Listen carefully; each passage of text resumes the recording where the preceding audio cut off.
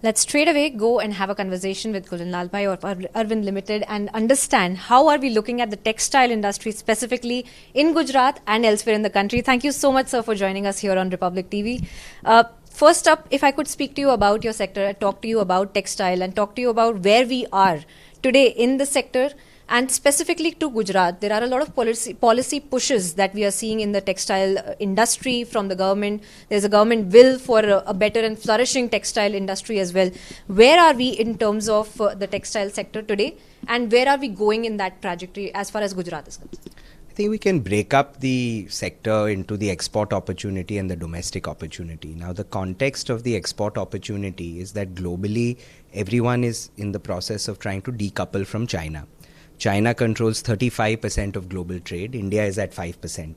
So in a sense, it's a huge opportunity. Even if we can take 5% market share from China, we can double, the exports India has, which are close to $50 billion. So it's a very, very large potential emerging opportunity. I think the government of India is very aware that this is, the time where India can dramatically scale up. What we need is global scale. We need our garmenting sector to dramatically increase because people are buying garments rather than intermediate products like fabric. So we need garmenting to really become very large. And we need to diversify our basket, not just having a cotton-based product profile, but getting into man-made fiber. So knowing this, the government has tried various initiatives. They're creating Mitra parks, which are large plug-and-play infrastructure parks of 1,000 acres each. Which could, really become a plug-and-play environment for achieving scale, manufacturing scale in the country. We have the PLI, which has come to really emphasize new sectors like man-made fibers, man-made fabrics, and technical textiles. So these are some examples of how policy support is coming in for the export opportunity. And looking at Gujarat, this is definitely a focus area for Gujarat. CII, I've just taken over as CII chair in Gujarat, and one of the key themes that we are focused on is how can we partner with the government and with the local industry to really make Gujarat play a pivotal role in this scale-up of Indian exports. And Gujarat has a natural right because we are the strongest when it comes to fabrics. Gujarat has historically been the fabric producing part of the country. So how do we now forward integrate into garmenting, into technical textiles, into these new age areas? And I think the government has always been very progressive on the textile policy. We expect a new policy to be coming sometime this year. So I think within this global environment, there's a great opportunity for Gujarat to step up and scale.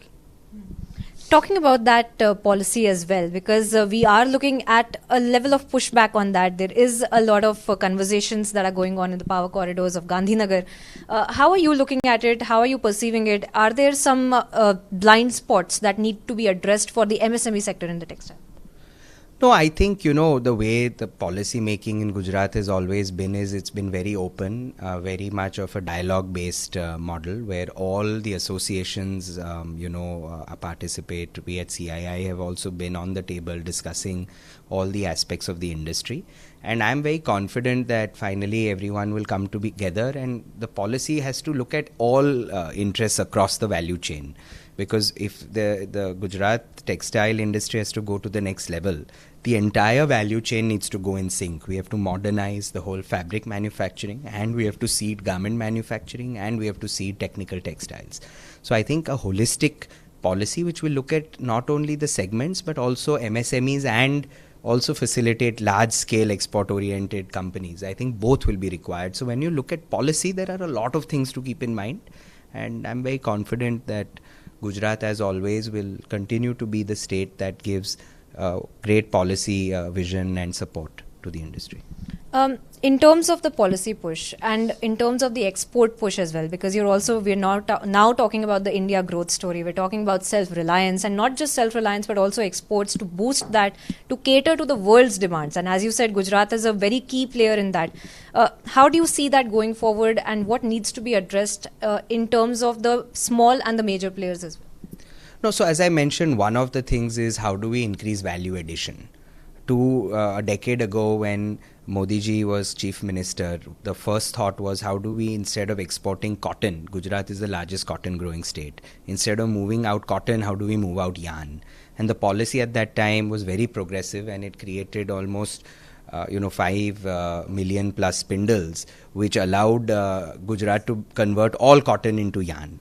Now the policy environment has to help us scale up yarn to fabric and fabric to garment. So that's one part which is policy. But on the other side, I think even entrepreneurs need to step up and really focus on what is required for global excellence. Larger scale, better efficiencies, and full sustainability. Because if you are not sustainable, global brands are not going to look at you. So it's not just about policy. It is also about the Gujarat businessmen and entrepreneurs to step up, think big, because the opportunity is big. The world wants an alternate. The world is looking at us. This is the time to step up. Advice to those entrepreneurs who are trying to plug in those gaps you just mentioned, that they should focus on or they should perhaps keep in mind while they're pursuing this? I think one is challenging the status quo. What has happened in the past is not necessarily what needs to happen in the future. So we need to embrace new products. We need to diversify. We need to invest in great product design, great R&D. We need to step out of where we are comfortable. For example, Surat is a powerhouse. It produces extremely large amount of fabric at an extremely low cost. But the export potential is completely untapped. If that orientation moves outward, Surat can become a fabric capital for the entire South of Asia. So I think these are the opportunities before us. So my advice to entrepreneurs would be to think new, think big. All right. Thank you so much for speaking to us. And for more of such conversations, keep watching Republic Business.